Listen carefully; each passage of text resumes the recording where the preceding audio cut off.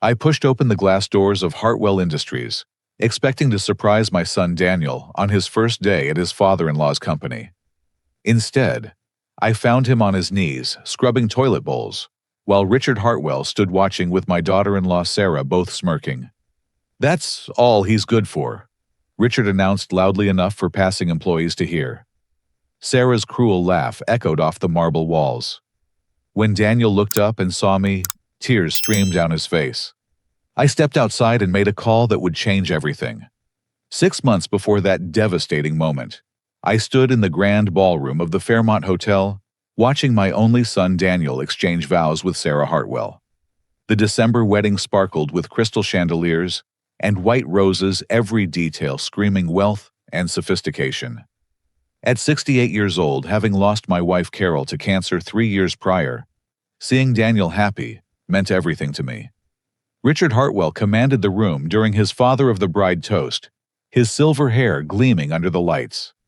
"Not only am I gaining a son," he boomed, raising his champagne flute, "but Hartwell Industries is gaining a brilliant vice president of development. Daniel, welcome to the family, and welcome to the executive team." The 300 guests erupted in applause. Daniel beamed, squeezing Sarah's manicured hand. I forced myself to smile despite the unease churning in my stomach. Something about Richard's showmanship felt hollow, theatrical. My sister-in-law, Martha, leaned close during the reception. "Francis, I don't trust these people," she whispered, her 70-year-old eyes sharp with concern. "That man's handshake is as cold as a mortician's touch." "Daniel's a grown man," I replied, though her words amplified my own doubts. "He knows what he's doing." Daniel had worked as a senior aerospace engineer at Boeing for 8 years, designing guidance systems for commercial aircraft. His salary exceeded $200,000 annually, and Boeing had recently hinted at promoting him to technical director. Yet when Richard dangled the vice presidency at Hartwell Industries, a commercial real estate development firm, Daniel jumped without hesitation. "Dad, this is my chance to prove myself outside of engineering," Daniel explained during our golf outing the week before his wedding. "Richard's company does $300 million in development annually. He wants me to modernize their systems, bring aerospace precision to real estate." I watched my son line up his putt, remembering the boy who used to build model rockets in our garage. "You could always join my firm," I offered carefully. "We just landed another defense contract. I could use someone with your technical expertise." Francis Defense Solutions had grown from my garage startup into a respected contractor supplying guidance technology to the Pentagon. With 42 employees and annual revenues approaching $50 million, I could have offered Daniel any position he wanted. But he shook his head. "I appreciate it, Dad, but Sarah's right. I need to stand on my own feet, not ride your coattails. Richard sees my potential beyond just engineering." The wedding reception continued late into the evening. I noticed how Sarah directed Daniel like a film director positioning an actor. "Stand here, smile now, laugh at this joke." Her designer dress probably cost more than most people's cars, and she wore entitlement like an accessory. During a quiet moment on the terrace, I found Daniel alone, staring at the city lights. "Your mother would have loved this," I said, joining him. "I wish she could have met Sarah," he replied softly. "Mom always said I'd find someone special." I bit back my response.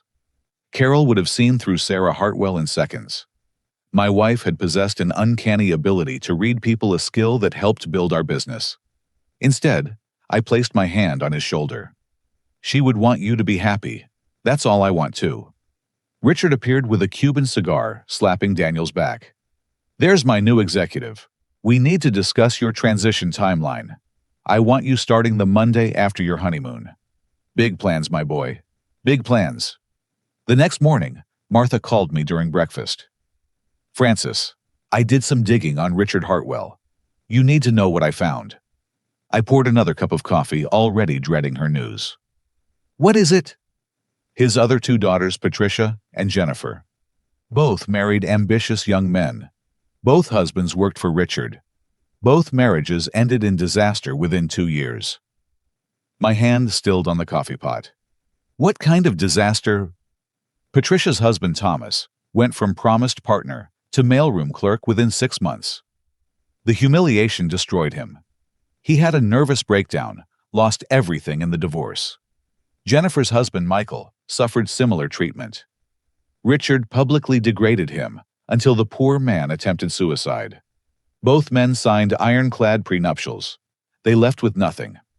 The coffee tasted bitter. Daniel signed a prenup, said it was standard for families with assets. Of course he did. Martha's voice carried decades of courtroom experience from her career as a family law attorney. Francis, this is a pattern. Richard Hartwell destroys the men his daughters marry. It's about power control. You need to warn Daniel. But how could I? The wedding glow still surrounded my son. He'd given notice at Boeing, excitedly planning his new executive life. Sarah had already picked out a luxury condo near her father's office, furnished with pieces worth more than annual salaries. 2 weeks after returning from their Maui honeymoon, Daniel called me, confusion evident in his voice. Dad, something strange happened today. I showed up for my first day, but Richard says I need to start in operations to understand the business from the ground up. Operations? What does that mean exactly? Facilities management. He says every executive should understand every aspect of the company. It's probably just for a few weeks. The doubt in his voice matched my own growing alarm. Daniel, if you need to talk. No, it's fine. Sarah says her dad tested all his executives this way. I'll prove myself. That was January. By March, Daniel's calls had dwindled to weekly check-ins, his voice increasingly strained. Sarah controlled their communications often, answering his phone, explaining he was too tired from learning the business. The last time we spoke before my surprise visit, Daniel sounded broken. Dad, I think I made a mistake. Come work with me, I urged. We'll figure out the legal aspects later. I can't. The prenup. If I leave my position at Hartwell Industries before 2 years, I forfeit everything. Sarah would get the condo, the savings, even my Boeing retirement rollover. I have to stick it out. What position, Daniel? What's your actual title? The silence stretched painfully long. Facilities maintenance coordinator. That sounds like... I know what it sounds like. His voice cracked. But Richard promises it's temporary. Sarah says I'm overreacting, that her father values loyalty above all. I just need to prove my loyalty. Martha's research haunted me nightly. The pattern was too clear, too cruel. Richard Hartwell didn't just employ his sons-in-law. He systematically destroyed them. Patricia's ex-husband now worked at a grocery store, his engineering career ruined. Jennifer's ex lived with his parents, still recovering from his breakdown 5 years later. My military training and business experience had taught me to recognize predators. Richard Hartwell was a special breed, one who fed on the humiliation of younger men who dared marry his daughters. The promise of executive positions lured them, and prenuptials trapped them, and public degradation broke them. On that April morning, I decided to surprise Daniel with lunch, hoping to assess the situation myself. My aerospace contracts had taught me the value of direct observation. What I found in that marble bathroom shattered my remaining hopes. My son, who'd graduated summa cum laude from MIT, who'd designed systems keeping millions of air travelers safe, was on his knees in a janitor's uniform, scrubbing toilets, while his father-in-law and wife watched like cruel spectators at a gladiator match. The image burned into my memory: Daniel's red raw hands, the yellow gloves, the bucket of industrial cleanser, Sarah's designer heels clicking on the tile as she laughed.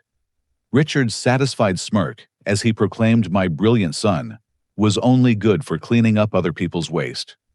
When Daniel saw me, his tears spoke volumes. The shame, the desperation, the plea for help all mingled in those streaming drops. My boy was drowning, and the two people who should have been his life preservers were the ones holding him under. I maintained my composure, years of military discipline keeping my rage locked down. Daniel, I said quietly, I'll see you soon. Then I stepped outside, pulled out my phone, and made the first of many calls that would bring justice crashing down on the Hartwell empire. The silent wolf had awakened, and Richard Hartwell had no idea what he'd unleashed by breaking my son. The morning air hit my face as I stood outside Hartwell Industries' phone, already pressed to my ear.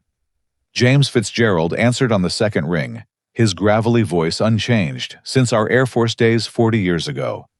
"Francis, what's got you calling before noon?" "I need your legal expertise, James. Full investigation into Hartwell Industries. Financial records, employee complaints, everything." "Richard Hartwell, big real estate player. Lots of political connections. What's he done?" "He's destroying my son." The pause told me James understood the severity. In 40 years of friendship, I'd never asked him for anything beyond standard business counsel. "I'll start today. Francis, are you planning something?" "Justice, James, nothing more, nothing less." My next stop was Daniel's apartment, a luxury high-rise in downtown Seattle that screamed new money. The security guard recognized me from happier visits and waved me through.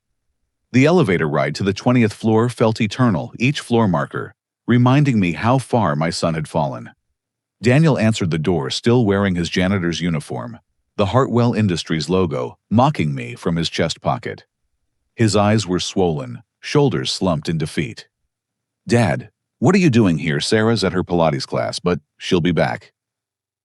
"Let her come," I said, stepping inside. The apartment showcased wealth without warmth: white leather furniture, abstract art, floor-to-ceiling windows revealing the city skyline. Everything pristine, sterile, like a museum nobody lived in. Daniel collapsed onto the couch, head in his hands. "I'm so ashamed you saw that." "Son, tell me everything. Start from the beginning." The story poured out between choked sobs.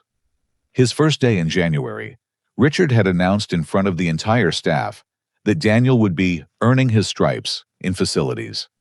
The promised vice presidency became a carrot, perpetually dangled just out of reach. He said 2 weeks, Dad. Then it became a month. Then he said I wasn't showing proper dedication. The other employees, they all know I'm the owner's son-in-law. They see me cleaning and laugh. Richard encourages it. And Sarah. Daniel's jaw tightened. She says I'm being dramatic, that her father did the same thing to test her sister's husbands. But Dad, this isn't what she told me before we married. She said I'd be running development projects, managing teams. I noticed the mail stacked on the granite counter. May I? Daniel nodded miserably. I flipped through the envelopes, my anger building with each one. Past due notices, final warnings, credit card statements showing massive balances. Daniel, how are you affording this place on a janitor's salary? I'm not. His voice barely reached a whisper. Sarah controls all the finances. She gives me $20 a week for personal expenses. Says it's to teach me budgeting. The accounts are joint, but she changed the passwords. I can't even check our balance. Your Boeing retirement rolled into an account she manages. For our future, she said. My hands clenched involuntarily. Financial abuse was a classic control tactic, one Martha had described countless times from her divorce cases. Isolate the victim, create dependence, destroy their self-worth. Show me the prenuptial agreement. Daniel retrieved a folder from the bedroom, handling it like toxic waste. I read through the 20-page document, my business experience translating the legal terminology. My heart sank with each clause. Daniel, did you have a lawyer review this? Sarah said it would show I didn't trust her family. Richard's lawyer assured me it was standard. Standard for a prison sentence. The agreement essentially made Daniel an indentured servant. If he left his position at Hartwell Industries before 2 years, he forfeited all marital assets. If Sarah divorced him for abandonment of family obligations, he lost everything. If he failed to contribute adequately to household prosperity, grounds for immediate divorce with no settlement. This isn't a prenup, I said carefully. It's a financial execution warrant. The apartment door slammed open. Sarah swept in, designer gymwear pristine, despite her supposed workout. Her eyes narrowed, seeing me. Francis, we weren't expecting you. Clearly. I kept my voice neutral, channeling decades of negotiation experience. I came to check on Daniel. He seemed upset this morning. She rolled her eyes dramatically. Oh, he's being such a baby about Daddy's training program. All executives start at the bottom. Isn't that right, honey? Daniel nodded mechanically, a trained response. Sarah's manipulation was textbook public humiliation, followed by private gaslighting, convincing the victim their suffering was their own fault. Interesting training program, I observed. In my company, executives learn by leading, not by scrubbing toilets. Sarah's laugh was sharp glass. Well, Francis, no offense, but Daddy's company is in a different league than your little defense contracts. Real business requires real dedication. Daniel understands that. Don't you? My son's silence spoke volumes. Sarah continued each word a calculated cut. Besides, Daniel needs to learn humility. He was so arrogant at Boeing thinking he was special because he could do math. Daddy's teaching him about the real world. I stood slowly, my knees protesting after 68 years. Well, I should go. Daniel, remember, you can call me anytime. Actually, Sarah interjected, we've decided to limit outside communications during this crucial development period. Daniel needs to focus on proving himself to Daddy without distractions. The cult-like isolation tactics were transparent. Cut-off support systems create dependence, break the spirit. I'd seen it in military psychological operations, never imagining my own son would be a target. Outside the building, I sat in my car and initiated my counteroffensive. First, I called Marcus Powell, a private investigator who'd left the FBI after exposing corruption in the Seattle field office. His expertise in financial crimes made him perfect for unraveling Hartwell's empire. Marcus, I need a deep dive on Richard Hartwell. Everything business dealings, personal life, hidden skeletons.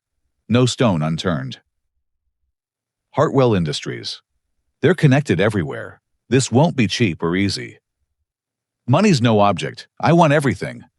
My next call was to Dr. Patricia Summers, a psychiatrist who consulted for my company on employee wellness. Patricia, I need documentation on psychological abuse patterns, specifically in family business contexts. Can you help? Of course, Francis. Is this about Daniel? I remember meeting him at your company picnic. Such a bright young man. Not so bright anymore. He's being systematically destroyed.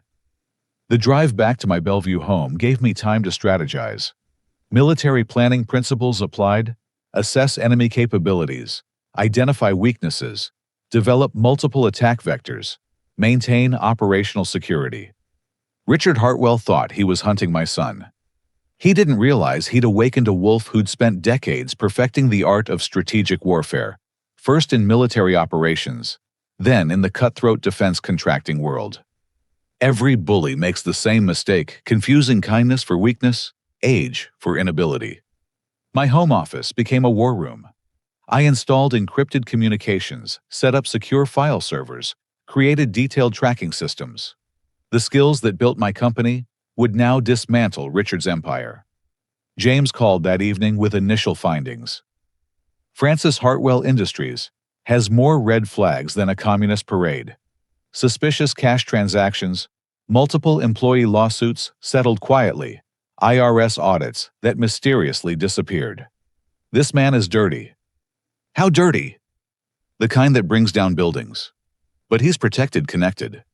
This won't be simple. I'm not looking for simple. I'm looking for complete. I pulled out a specialized recording device, one of my company's prototypes designed for military intelligence gathering. Smaller than a pen cap, capable of transmitting for weeks, virtually undetectable. Tomorrow, I'd return to Hartwell Industries as a concerned but weak-old father, begging for mercy. Richard would see exactly what he expected, a pathetic elderly man pleading for his son. He wouldn't notice the devices I'd placed, the information I'd gather, the trap I was constructing around him.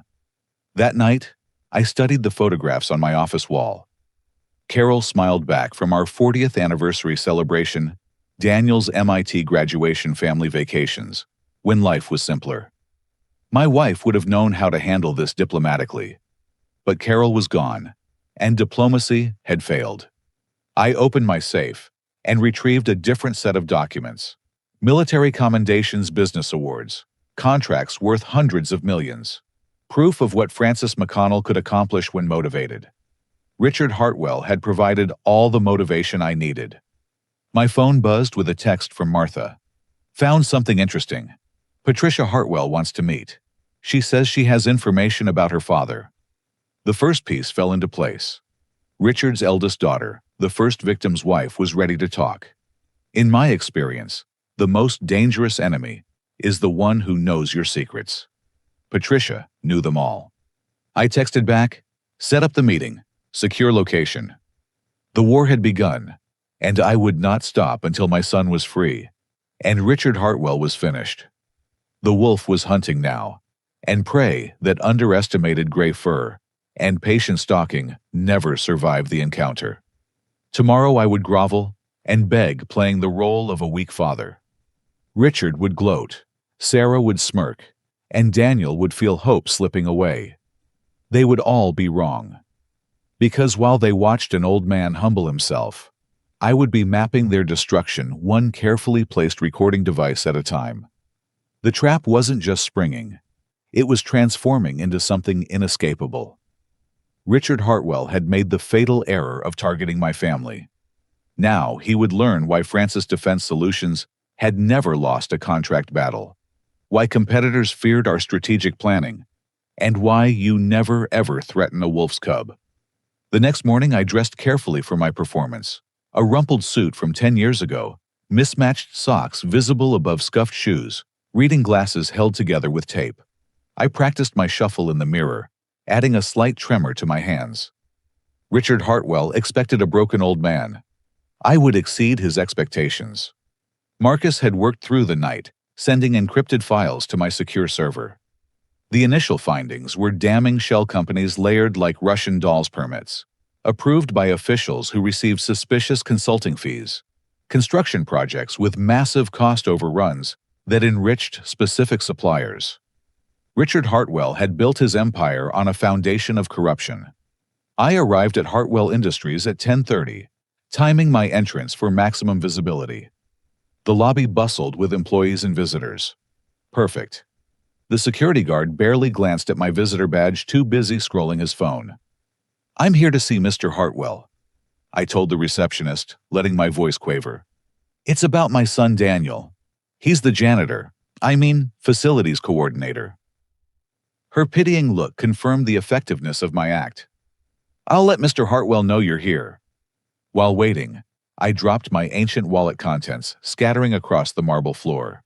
As security and staff rushed to help the poor old man, I placed 3 listening devices, one under the lobby chair, another behind a potted plant, the third inside the elevator call button. Each transmission would route through encrypted channels to my home server. Richard kept me waiting 45 minutes of power play I'd anticipated. When finally summoned to his top-floor office, I made sure to bump into furniture, apologize profusely, and place 2 more devices during my supposed clumsiness.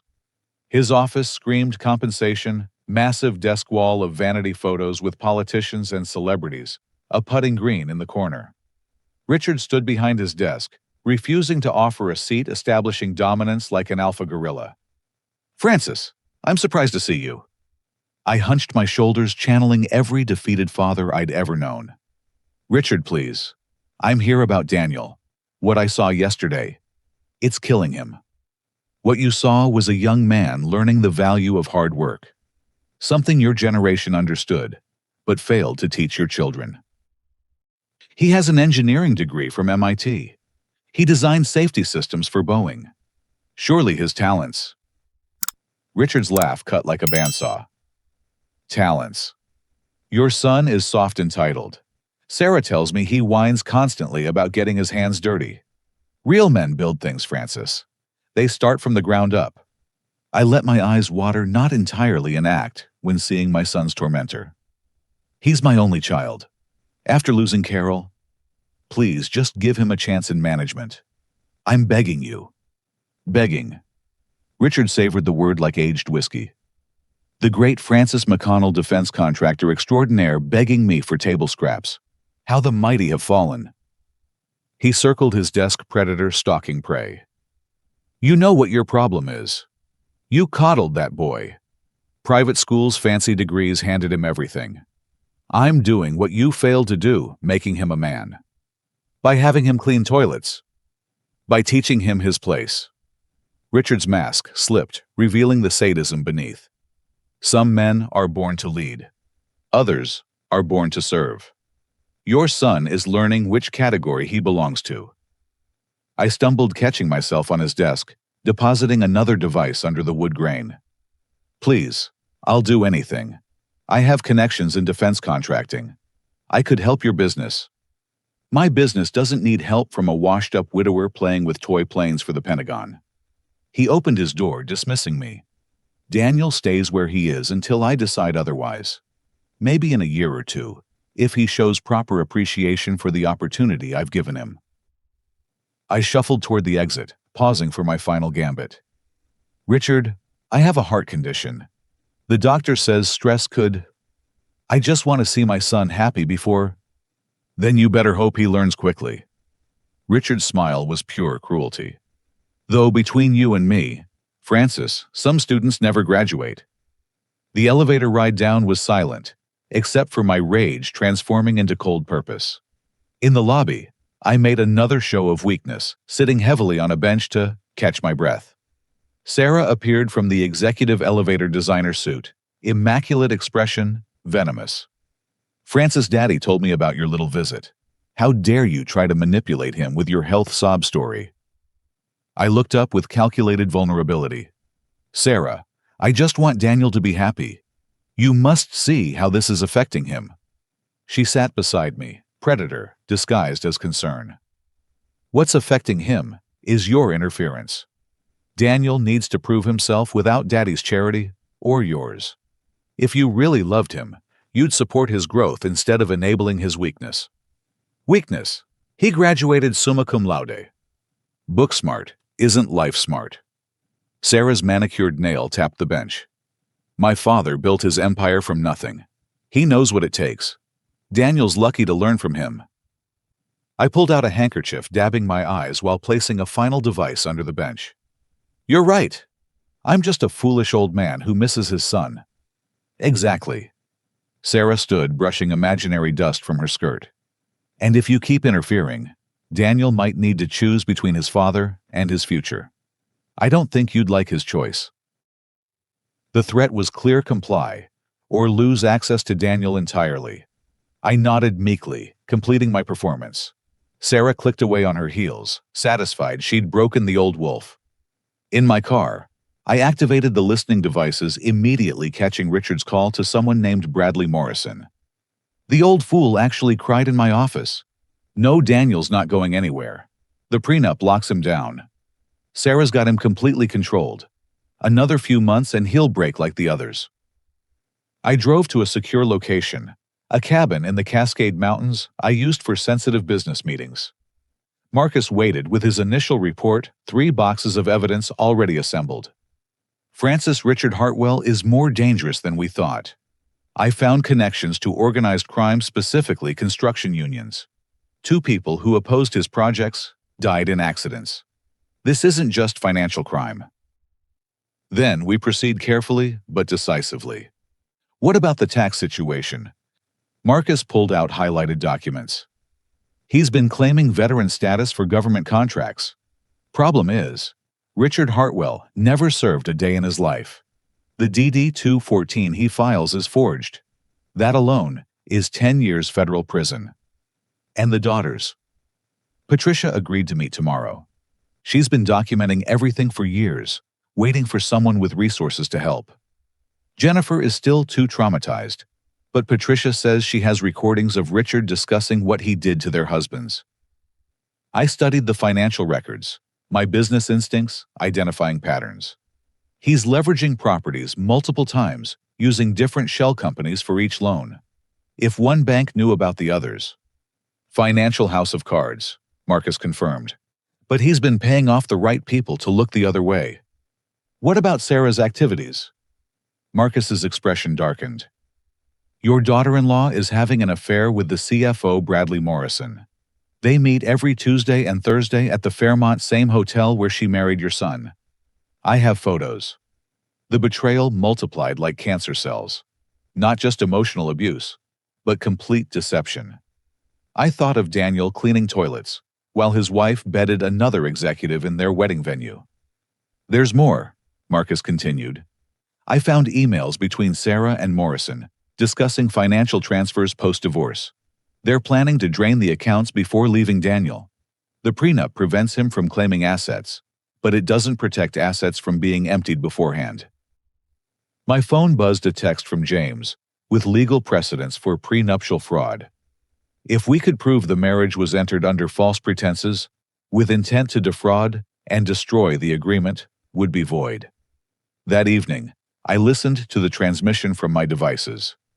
Richard held a staff meeting publicly, referring to Daniel as our most expensive janitor, and joking about MIT graduates being overqualified for toilet cleaning. The employees' laughter was nervous forced.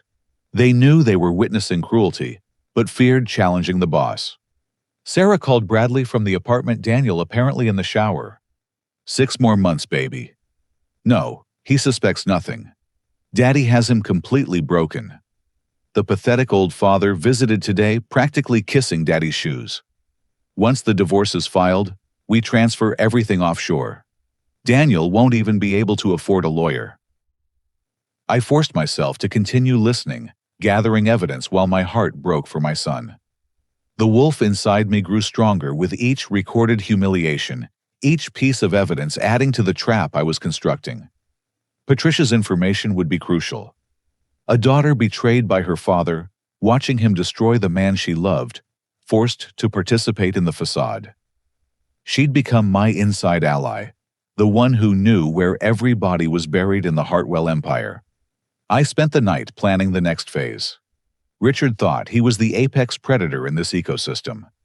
He hadn't realized that some wolves hunt silently for decades, patient and methodical, waiting for the perfect moment to strike. That moment was approaching rapidly. Tomorrow, I would meet Patricia and gain access to Richard's deepest secrets. Next week, I would stumble into more meetings, each accidental encounter, placing more surveillance, gathering more evidence. I would appear weaker with each visit, feeding Richard's ego while documenting his crimes. The silent wolf was fully awake now, and the hunt would end only one way, with Richard Hartwell's complete destruction and my son's freedom. Every recorded word, every financial crime, every cruel laugh would become a bar in the cage I was building. Richard Hartwell would learn what the defense industry already knew. Francis McConnell didn't just win battles. He annihilated opponents so thoroughly they never recovered. The only difference this time, this wasn't business. This was family. Patricia Hartwell met me at a small diner in Tacoma, 30 miles from her father's sphere of influence. She looked older than her 42 years, stress-etching lines that money couldn't erase. Her hands shook slightly as she gripped her coffee cup. Mr. McConnell, thank you for coming. I've waited years for someone strong enough to stand up to my father. Call me Francis. Tell me about your husband. Her eyes filled with tears. Thomas was brilliant, like your Daniel. Harvard MBA, youngest partner at his investment firm. Daddy promised him the CFO position at Hartwell Industries. We were so happy, so naive. The familiar story unfolded promises of executive positions, systematic humiliation, public degradation. Thomas had lasted 18 months before attempting suicide. The divorce was quick, brutal, with Patricia forced to side with her father or lose her trust fund. I chose survival over love, she said quietly. I've regretted it every day since. Where's Thomas now? Managing a grocery store in Portland. Daddy made sure he'd never work in finance again. Spread rumors about embezzlement, drug abuse, mental instability. All lies, but who challenges Richard Hartwell? I pulled out my secure tablet. I do. But I need everything you have. Patricia produced a small drive from her purse. 15 years of recordings, emails, documents. Daddy doesn't know I maintained access to his cloud storage. He's not tech-savvy, never changed passwords I set up years ago. What's the worst of it? She glanced around nervously before responding. My mother's death wasn't natural. Daddy drove her to it, same as he's doing to your son. Constant humiliation, isolation, gaslighting. I have recordings of him bragging about it to his lawyer, saying weak people eliminate themselves. My hands clenched under the table. Would you testify? Yes. I've been in therapy for 5 years preparing for this moment. My therapist says confronting him is the only way I'll heal. What about Jennifer? My sister's still broken. Her husband Michael was an architect, designed beautiful homes. Daddy had him cleaning construction site porta potties. The humiliation. Michael's parents found him in their garage with the car running. Jennifer blamed herself, hasn't spoken to anyone in 3 years. I copied the drive's contents to my encrypted server, each file adding weight to our case. Financial fraud, spousal abuse, conspiracy, even manslaughter. Richard Hartwell wasn't just corrupt. He was evil, wearing an expensive suit. Patricia, I'm going to destroy your father, but I need you to maintain your cover. Can you do that? I've been pretending for 15 years. What's a few more months? Returning to Seattle, I found Daniel waiting in my driveway. He looked worse. Weight loss, evident hands bearing chemical burns from industrial cleaners, the spark in his eyes nearly extinguished. Dad, I shouldn't be here. Sarah thinks I'm at work. Come inside, son. Over coffee, Daniel revealed the escalating abuse. Richard now required him to work weekends, clean executive homes, even serve drinks at business gatherings where former Boeing colleagues witnessed his degradation. Last week, Tom Martinez from my old team was there. Richard made sure to introduce me as the help. Tom couldn't even look at me. Daniel, I need you to trust me. Can you handle a few more months? Dad, I don't know how much more I can take. I gripped his shoulder. I'm working on something. Soon, very soon, this will end. But I need you to play along, pretend you're breaking. Can you do that? Pretend, Dad, I am breaking. No, son, you're being forged. Every hero's journey includes the abyss. Your mother used to say pressure creates diamonds or dust, our choice. Choose diamond. A spark flickered in his eyes. You have a plan. I have a war strategy, but Richard can't suspect anything. Let him think he's winning. Daniel left with slightly straightened shoulders. I'd given him hope, now I needed to deliver victory. The next phase required careful timing. I scheduled a meeting with Richard, claiming to discuss a business proposition. I arrived looking even more decrepit. Walker for support, obvious hand tremors, forgetting words mid-sentence. Richard, my doctor says the stress. My heart. I don't have long. I collapsed into the chair, wheezing dramatically. I want to make peace before I go. Richard's eyes gleamed with sadistic pleasure. Peace you want to surrender. I want Daniel to have a future. Even if it's cleaning toilets. At least he'll have employment after I'm gone. After you're gone. Richard savored the words. And what about your company, who inherits your defense contracts? I let him see manufactured panic. I haven't. The lawyers say without proper succession planning, the Pentagon might cancel everything. How unfortunate. Richard leaned forward, shark-scenting blood. Perhaps we could discuss an arrangement. Hartwell Industries has been considering defense sector expansion. The trap was baited. Richard's greed would be his downfall. You'd consider acquiring my company. For the right price. Of course, I'd need to verify your contracts, review all documentation. Of course. I fumbled with my briefcase, dropping papers, playing the doddering fool while planting surveillance devices. My lawyer could arrange meetings. No lawyers yet. This stays between us until terms are set. Bring me your contract portfolio, client lists, technical specifications. If they're legitimate, maybe we can help each other. I nodded eagerly, the desperate father grasping at straws. Richard dismissed me with a wave, already calculating how to steal my life's work. That evening, my devices captured gold. Richard called Bradley Morrison to his office. The old man's company has Pentagon contracts worth $800 million over 5 years. If we acquire it, combine it with our construction assets, we'd be unstoppable. What about Daniel? Bradley asked. He knows that business. Daniel's broken. Another month and he'll sign anything to escape. We'll have him sign power of attorney for his inheritance before the old man croaks, then fire him for incompetence. Sarah can file for divorce, citing abandonment of marital duties. They laughed, planning my son's complete destruction and my company's theft. Sarah joined them discussing offshore accounts and exit strategies. The conspiracy was clear, recorded, indisputable. Marcus's continued investigation revealed more dirt. Richard had been skimming from city contracts for decades, bribing inspectors, threatening witnesses. One contractor who'd tried exposing him died in a suspicious fall from scaffolding. Another's house burned with his family inside. Coincidences that weren't. I met with James to review our legal options. Francis, we have enough to bury him, but we need the right venue.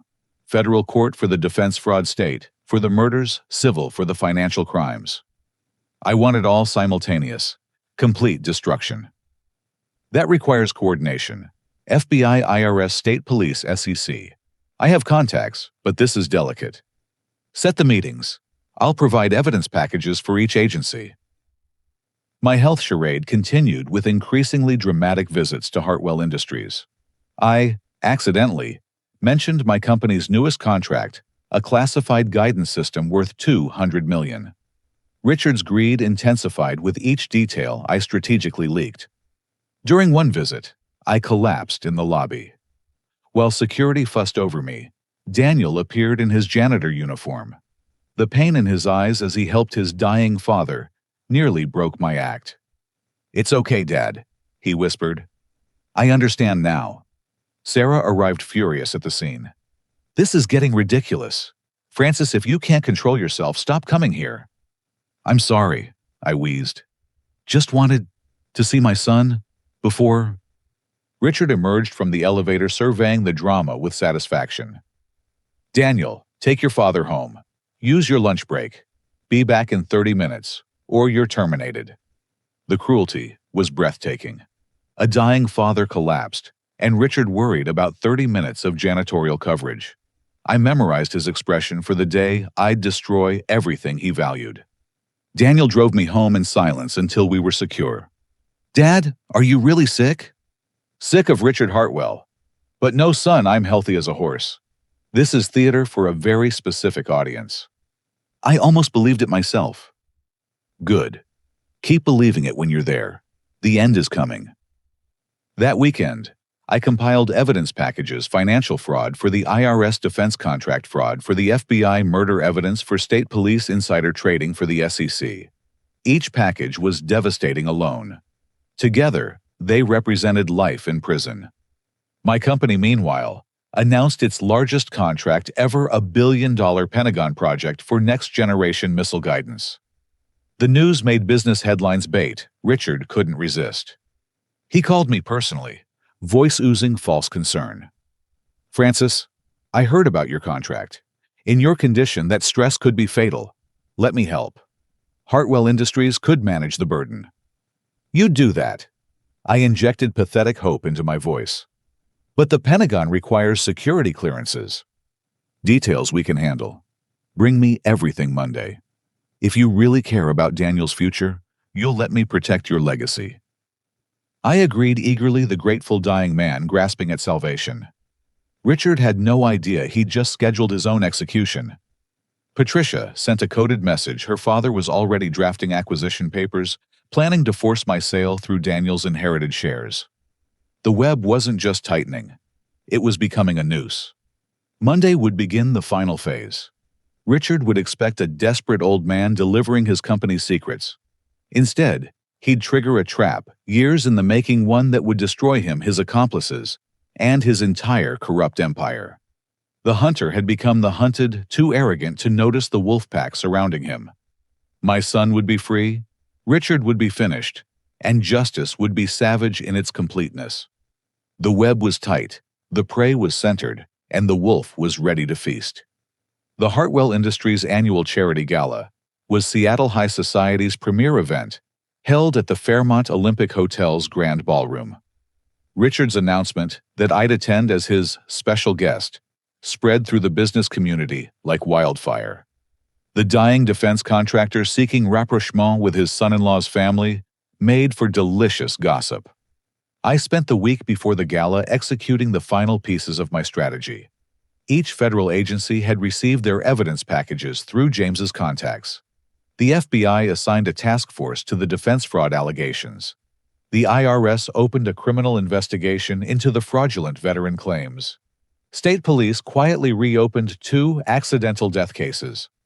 Most critically, I coordinated with Assistant U.S. Attorney Rebecca Thompson, a former JAG officer who understood both military honor and white-collar crime. She'd prosecuted defense contractors before, but never one who volunteered evidence of his competitors' crimes while providing recordings that proved his own innocence. Mr. McConnell, if half of this is accurate, Richard Hartwell will die in federal prison, she said during our secure meeting. It's all accurate. I stake my company's reputation on it. We'll need corroborating witnesses. You'll have them. Patricia Hartwell will testify. 3 former employees are ready to talk, and my son, once he's safe, will confirm the spousal fraud. She studied me carefully. This is personal for you. He's torturing my son while planning to steal my company. Yes, it's personal, but it's also criminal, and that's your concern. The agencies agreed to coordinate their response. The gala would provide perfect cover. Seattle's elite gathered in one place, making arrests simultaneously to prevent anyone warning others. I informed Daniel through a secure channel, meeting him at Carol's grave, where I knew we wouldn't be followed. My son looked skeletal, hands permanently stained from chemicals, but his eyes showed growing strength. Dad, I can't take much more. Yesterday, Richard made me clean his personal bathroom while he watched, critiquing my technique.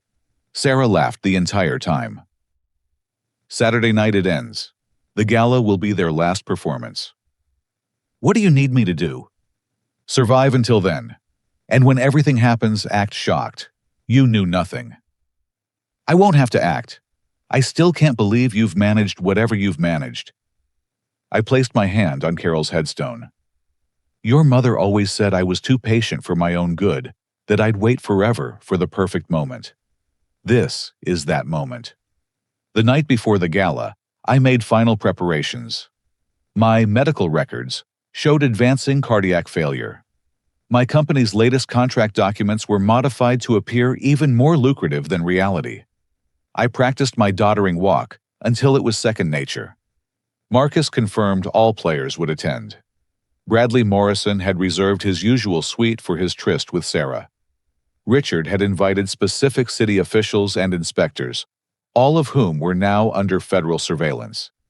The spider had invited flies to his web, not realizing he was the one trapped. Saturday arrived with Seattle's typical May drizzle. I dressed in my best suit, then strategically rumpled it. The walker was polished, my medications visible in a weekly pill organizer.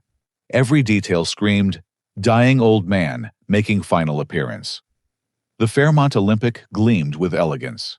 Valet attendants, red carpet photographers capturing Seattle's wealthy, supporting children's cancer research. The irony wasn't lost: Richard Hartwell donating to save children while destroying his own son-in-law. I arrived early, ensuring maximum visibility for my entrance. The walker caught on the carpet, causing me to stumble. Cameras flashed as Seattle's elite watched Francis McConnell, once powerful defense contractor, reduced to frailty. Richard appeared immediately, playing the concerned host. Francis, let me help you. His grip was firm, proprietary, already claiming ownership. So glad you could make it despite your condition. Wouldn't miss it, I wheezed. Want to see Daniel in his element? Richard's smile was pure cruelty. Oh, he's definitely in his element. He's handling coat check tonight. I thought he should contribute to the charity somehow. Coat check. My brilliant son relegated to servant status at a public gala. I let tears form, not entirely acting. At least he's here. Indeed. Come, let me introduce you to some people who might be interested in your company, given your situation. Richard paraded me through the ballroom like a trophy, introducing me as poor Francis, struggling with health and business challenges. Each introduction was carefully chosen city officials. He'd bribed inspectors, on his payroll business partners, in his schemes. He was literally gathering all his co-conspirators in one room, making the FBI's job easier. I played my part perfectly, fumbling business cards, forgetting names, mentioning my company's vulnerability.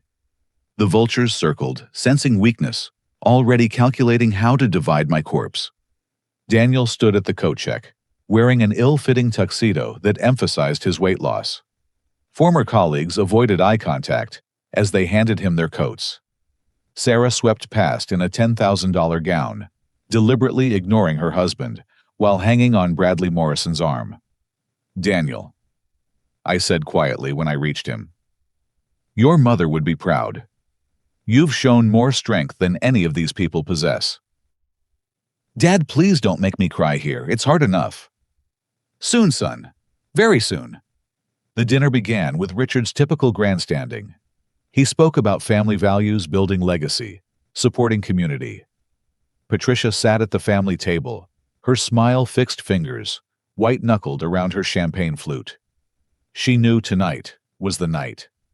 During the salad course, I made my move. Standing shakily, I clinked my water glass. "May I say something?" Richard looked annoyed, but couldn't refuse without appearing churlish. The room quieted, 300 of Seattle's elite turning toward the dying old man. "I want to thank Richard Hartwell." I began, voice cracking with emotion. "He's taught me so much about strength, about perseverance, about what really matters in life." Richard preened, missing the undertone. Sarah smirked, assuming I was capitulating publicly. "You see," I continued, "when you're facing the end, clarity comes. You understand who truly has power and who merely pretends. You recognize real strength versus performed cruelty." The room grew uncomfortable. This wasn't the expected praise. Richard promised my son Daniel an executive position. Instead, he's checking coats tonight. Some might see humiliation. I see a young man maintaining dignity, while lesser people try to break him. That's real strength. "Francis," Richard warned, standing. "Perhaps you should sit." "In a moment." I gripped the podium, no longer shaking. "I also want to announce that Francis Defense Solutions just received our largest contract ever, $1.2 billion for classified defense systems. The Pentagon was impressed by our integrity, our refusal to exaggerate capabilities or claim qualifications we didn't possess." Richard's face darkened. The veteran status fraud investigation would have already frozen his federal contracts. Integrity matters. I continued, voice strengthening. "My wife Carol taught me that. She's gone now, but her lessons remain. Never let anyone diminish your worth. Never mistake cruelty for strength. And never ever let bullies win." "That's enough!" Richard stormed toward me, but I raised my hand. "One more thing. I've been recording every conversation in this building for 2 months. Every confession, every threat, every crime. The FBI should be arriving. Right about now." As if on cue, the ballroom doors burst open. Federal agents flooded in, followed by IRS Criminal Division and State Police. The room erupted in chaos, society matrons screaming, politicians diving for exits, criminals realizing their sanctuary had become a trap. "Richard Hartwell." Agent Thompson's voice cut through the noise. "You're under arrest for defense contract fraud, tax evasion, conspiracy, and murder." Richard's face went from red to white. "This is ridiculous. I'll sue everyone." "Save it for your lawyers." Agents cuffed him as 300 witnesses watched, though most of them will be busy with their own charges. Sarah tried to flee, but found agents blocking her path. "Bradley Morrison, Sarah Hartwell McConnell, you're under arrest for conspiracy to commit fraud, embezzlement, and financial crimes." I walked to Daniel, no trace of frailty remaining. "You're free, son." He collapsed into my arms, sobbing with relief. Around us, Seattle's corrupt elite were systematically arrested. City officials, inspectors, Richard's entire inner circle faced federal charges. Patricia approached, tears streaming. Thank you. Thank you for what I couldn't do. You did everything. Your evidence made this possible. She turned to Daniel. I'm sorry for what my family did. My father is a monster, but that's no excuse for staying silent. The media had arrived, cameras capturing Richard Hartwell perp-walked from his own charity gala. Sarah's designer gown looked less impressive in handcuffs. Bradley Morrison whimpered about cooperation, already trying to flip on his co-conspirators. I found a quiet corner and called James. It's done. How quickly can we void the prenup? Given the fraud evidence Monday morning, Daniel will be completely free. My son stood taller already, the weight of months lifting. Former colleagues approached, apologizing for their silence, admitting they'd been appalled but afraid. Daniel accepted their words graciously, showing more class than any Hartwell ever possessed. Mr. McConnell. A reporter shoved a microphone forward. How long have you been planning this? I'm just a sick old man who loves his son. Ask the FBI about their excellent investigation. The reporters rushed toward the federal agents, leaving us alone. Daniel laughed, really laughed for the first time in months. Dad, you're incredible. The whole dying act. I actually believed it sometimes. Never underestimate the element of surprise, son. Your mother used to say I'd play possum until the exact right moment to pounce. She was right as usual. We left the chaos behind, walking into the Seattle night. Daniel straightened with each step, reclaiming his dignity. Behind us, the Hartwell empire crumbled in real time, the hunters now hunted, trapped by their own arrogance, and my patient justice. The wolf had won, and the prey would spend decades contemplating their mistakes from federal prison cells. The aftermath of the arrests resembled a war zone. News vans surrounded the Fairmont, Olympic reporters broadcasting live as Seattle's elite were loaded into federal vehicles. The charity gala for children's cancer research had become the epicenter of the largest corruption bust in Pacific Northwest history. I kept Daniel close, shielding him from the cameras while ensuring Richard saw us standing tall together. The former real estate magnate struggled against his handcuffs, designer tuxedo, disheveled silver hair, wild. You set me up, Richard screamed across the chaos. This is entrapment. I'll destroy you. Agent Thompson paused beside him. Mr. Hartwell, anything you say can and will be used against you. I'd strongly advise silence. I want my lawyer. He's being arrested in the kitchen. Conspiracy charges. Thompson's smile was sharp. Seems you involved everyone in your schemes. Sarah hadn't stopped crying since the handcuffs clicked. Her designer makeup streaked down her face, $10,000 gown ruined by federal processing ink. She caught sight of Daniel and snarled through her tears. This is your fault. You pathetic excuse for a man. Daddy was right about you. Daniel stepped forward and I saw something I'd missed for months, steel in his spine. No, Sarah. Your daddy was wrong about everything. I'm not pathetic. I survived your family's torture. That makes me stronger than all of you combined. Bradley Morrison had already flipped, babbling to anyone who'd listen about Richard's crimes. Sarah's manipulation, the financial schemes. Federal agents took notes while rolling their eyes at his desperation. I have recordings, Bradley shouted. Emails, I'll testify, just please, I have children. Should have thought about them before committing felonies. An agent replied, shoving him into a transport van. Patricia stood near the coat check where Daniel had been humiliated just hours earlier. She held herself straight, dignified despite tears.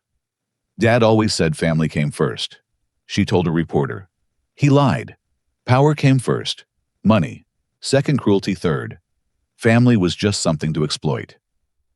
The prosecutor approached us, Rebecca Thompson, looking satisfied. Mr. McConnell, we'll need your full statement tomorrow, but initial evidence is overwhelming. Richard Hartwell won't see freedom again. What about my son's situation? The prenup, the financial abuse. Given the evidence of fraud, any contracts between Daniel and the Hartwell family are void. Judge Martinez has agreed to an emergency hearing Monday morning. Your son will be completely free by lunch. Daniel sagged with relief. I steadied him, remembering carrying him as a child, teaching him to ride bikes, watching him graduate MIT. This moment ranked among the proudest. "Dad," he whispered, "it's really over." The criminal part. Recovery will take time, but yes, the nightmare ends tonight. Marcus appeared from the crowd, grinning broadly. "Francis, you beautiful strategic genius. The FBI says this is the cleanest corruption case they've ever seen. Your recordings are perfect, the evidence pristine. Richard's going away forever." "What about the murders?" State police reopened both cases. With Patricia's recordings of Richard bragging, plus the new witness who came forward tonight, they're confident of conviction. New witness. Marcus explained the construction worker who'd been on the scaffolding when Richard's enemy fell had been hiding for 15 years, terrified. Seeing Richard arrested gave him courage to speak. The ballroom emptied slowly, crime scene tape, replacing charity decorations. I retrieved our coats from the abandoned check, helping Daniel into his, while remembering all the times I'd performed this simple father-son ritual. "Mr. McConnell." A young woman approached hesitantly. "I'm Jennifer Hartwell, Patricia's sister. The broken daughter destroyed by her father's evil." She looked fragile, but determined. "I haven't spoken in 3 years," she continued softly. "Not since Michael. But tonight, seeing Daddy arrested, seeing him finally face justice, I want to thank you. And apologize to your son." Daniel accepted her hand gently. "You're a victim too. No apologies needed." "I have evidence," Jennifer added. "Videos, recordings, documents. Everything about what Daddy did to Michael. I've been saving it, hoping someone strong enough would come along." Another nail in Richard's coffin. The Hartwell children were reclaiming their voices, their power, their lives. We left through the kitchen, avoiding the main media circus. In the parking garage, I handed Daniel keys to a new BMW M5, scheduled for delivery tomorrow, but symbolic tonight. "Dad, I can't." "You can and will. No more $20 allowances, no more financial control. You're free, son. Act like it." He hugged me fiercely, this brilliant young man, who'd endured months of torture without breaking. Carol would have been so proud. I was proud enough for both of us. "What happens now?" Daniel asked as we reached our cars. "Now you rebuild. The prenup will be voided Monday. Your Boeing retirement will be returned. Sarah's financial manipulations will be reversed. You'll have resources to start over." "I don't want their money." "It's not theirs. It's yours, stolen through fraud. Take it and build something better." We drove separately to my house, Daniel following in his coat check uniform, me leading in my supposedly frail condition. The symbolism wasn't lost. The wolf had protected his cub, and both emerged stronger. At home, I poured 2 glasses of Carol's favorite scotch, kept for special occasions. This qualified. "To your mother," I toasted. "She always said you'd face tests that would define you. You passed with honors."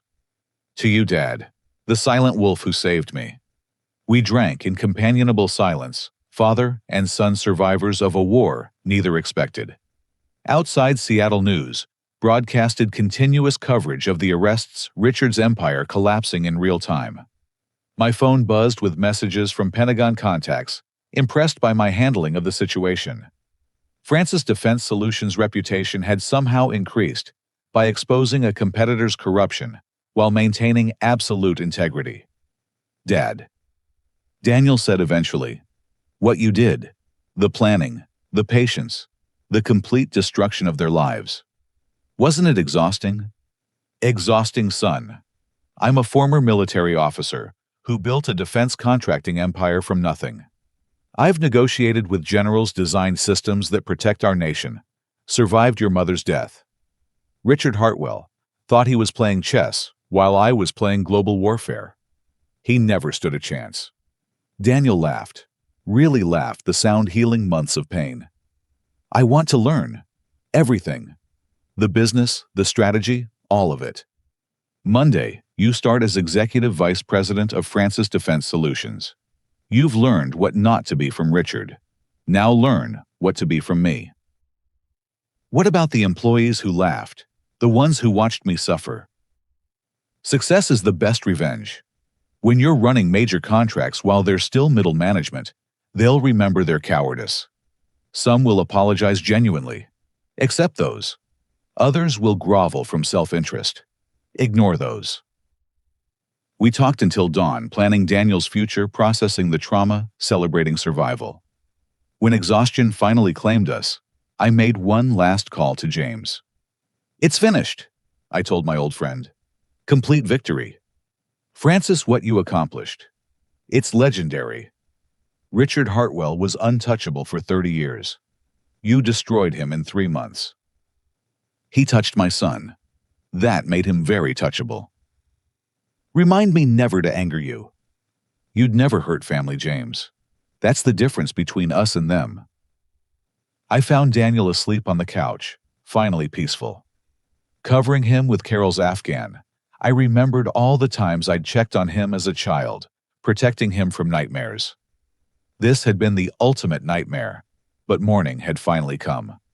The Gala massacre was complete.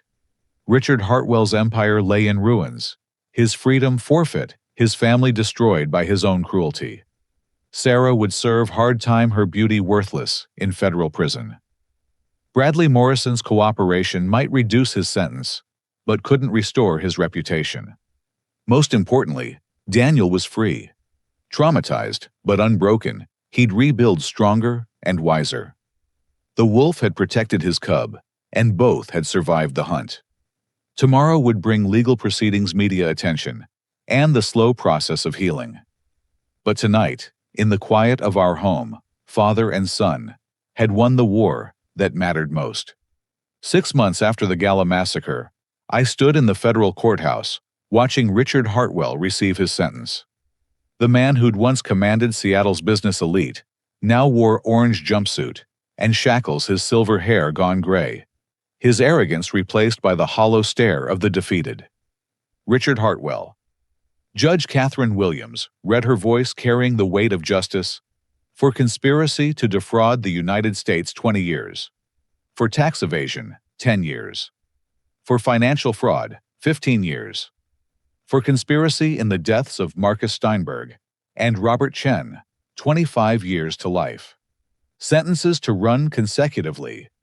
You will die in federal prison. Richard's legs buckled. The bailiffs caught him as reality struck. 70 years meant no possibility of freedom. No deals, no parole, no escape from the consequences he'd inflicted on others. Sarah's sentencing followed. 10 years for financial fraud, 5 for conspiracy, 3 for embezzlement. 18 years total. The former beauty queen sobbed as they led her away, designer heels replaced by prison slippers. Her affair with Bradley Morrison had earned him 8 years despite cooperation. Daniel sat beside me throughout, no longer the broken man from the Hartwell bathroom.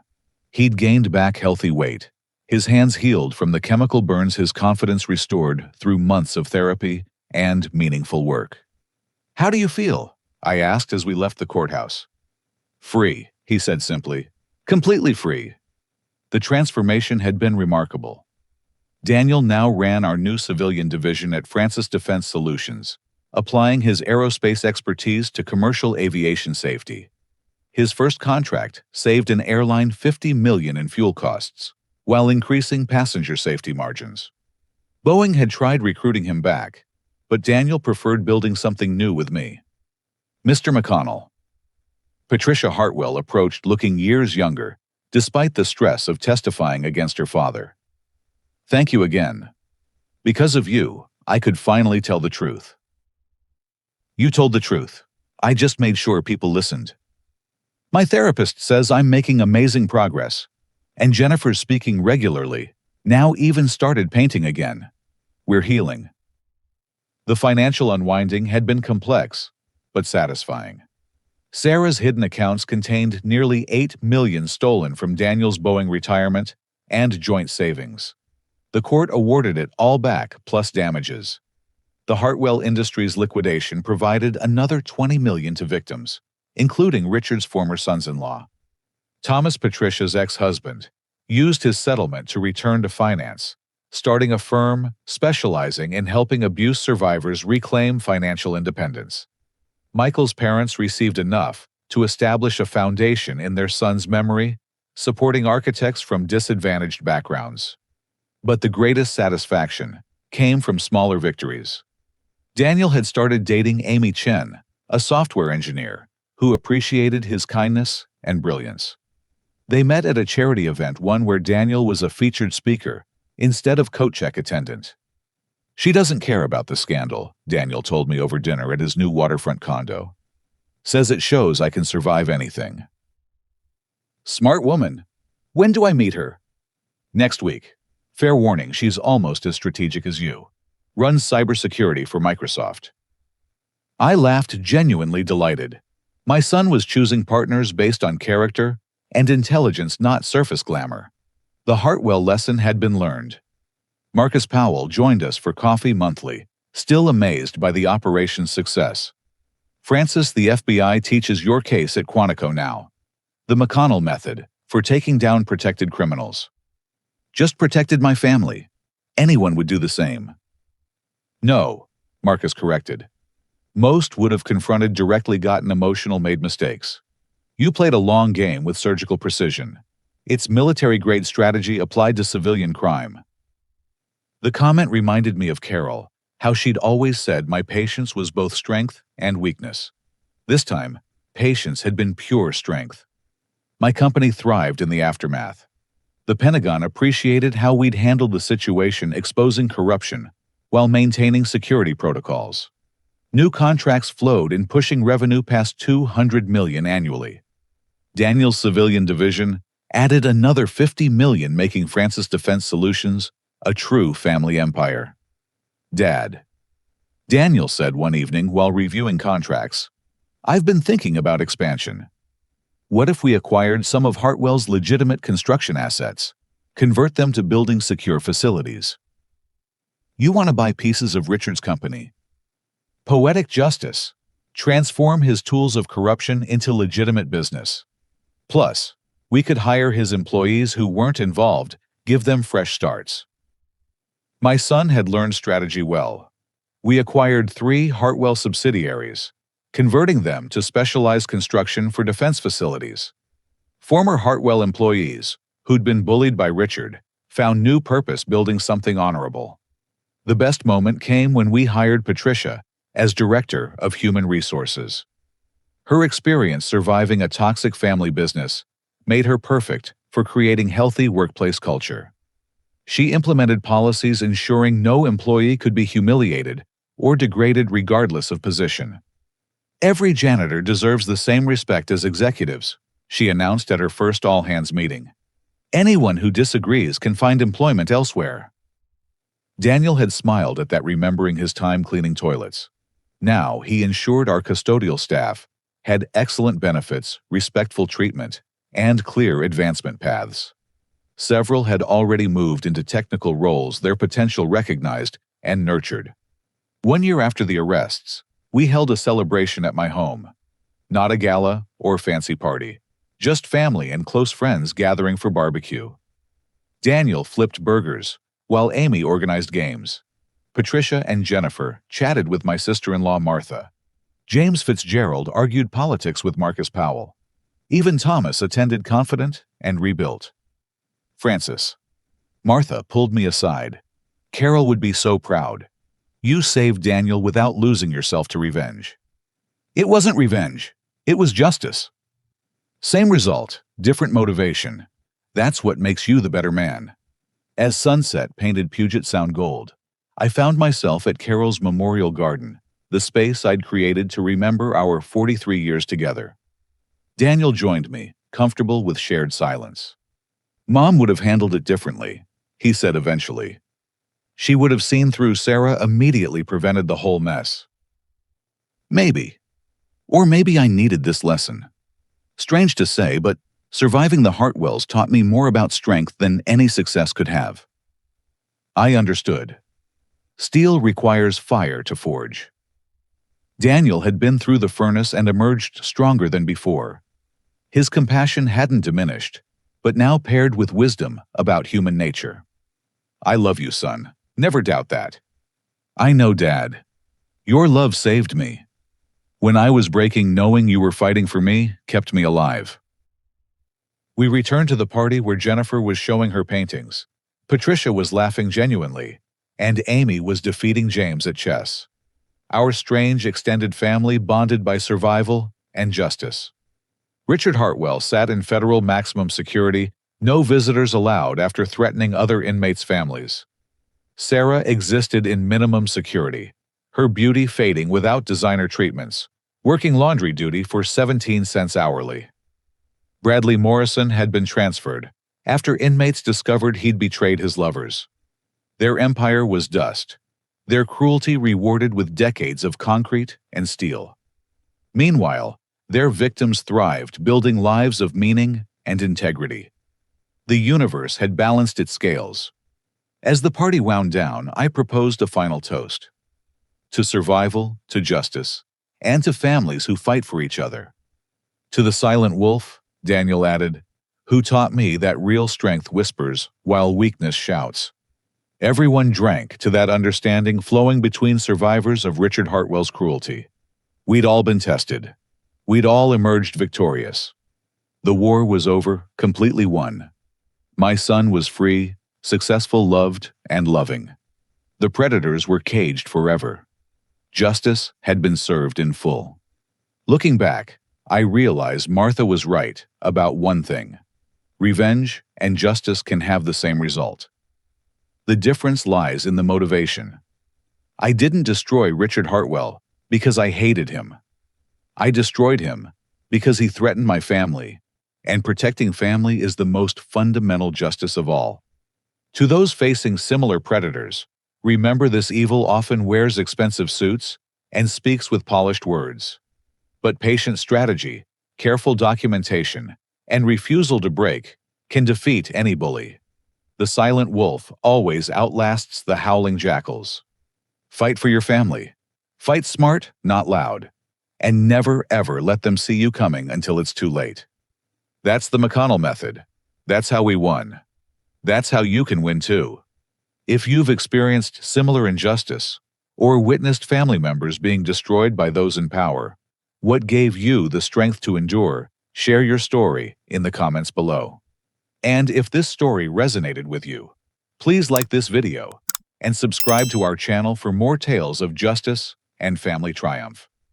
Share it with someone who needs to know they're not alone in their fight. Thank you for joining me on this journey. May you find the strength to protect those you love and the wisdom to choose battles worth fighting. Until next time, remember the silent wolf sees all plans carefully and strikes when justice demands it. Stay strong, stay smart, and never let anyone diminish your worth.